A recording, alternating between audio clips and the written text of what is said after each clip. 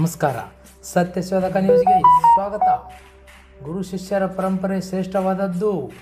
ಶ್ರೀ ಗುರು ಸಿದ್ದೇಶ್ವರ ಮಹಾಸ್ವಾಮಿಗಳು ಬಾಗಲಕೋಟೆ ಜಿಲ್ಲೆಯ ರಬಕವಿಬಡ್ಡಿ ತಾಲೂಕಿನ ಬನಟ್ಟಿ STC ಕಾಲೇಜ್ 2006-2009 ಸಾಲಿನ ವಾಣಿಜ್ಯ ವಿಭಾಗದ ಗುರು ವಂದನ ಹಾಗೂ ಸ್ನೇಹ ಸಮ್ಮೇಳನ ಕಾರ್ಯಕ್ರಮ ಸಸಿಗೆ ನೀರಿನಿಸುವ ಮೂಲಕ ಪರಮ ಪೂಜ್ಯ ಶ್ರೀ ಗುರು ಸಿದ್ದೇಶ್ವರ ಮಹಾಸ್ವಾಮಿಗಳು ಮತ್ತು ಗುರುಗಳು ಅಮೃತಾಸ್ತದಿಂದ ನೆರವೇರಿಸಲಾಯಿತು.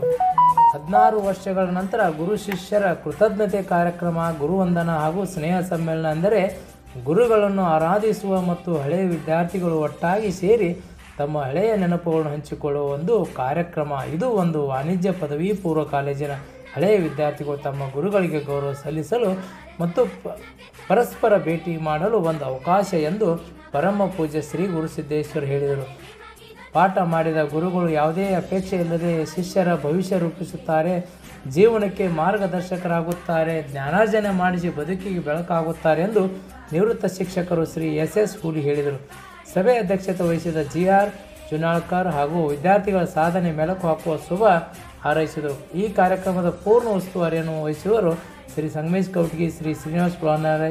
ಇವರು ಕಾರ್ಯಕ್ರಮವನ್ನು ಯಶಸ್ವಿಯಾಗಲು ಶ್ರಮಿಸಿದ್ದಾರೆ. ಈ ಕಾರ್ಯಕ್ರಮದಲ್ಲಿ AB ಮಾಟೋಳಿ, BR Biradar, MP ತಾನಪ್ಕೋಳ್, YD ಬಾಗಿ, ಗೋಪಾಲ್ ಕಾಬ್ರಾ, ರಮೇಶ್ ಮಾಗೂರಿ, ಬಸು ತಳವಾರ್. ಈ ಸಮಯದಲ್ಲಿ ಗೀತಾ ಸಜ್ಜನ್ ಅವರನ್ನು ಗೌರವಪೂರ್ವಕ ಸನ್ಮಾನಿಸಿದರು.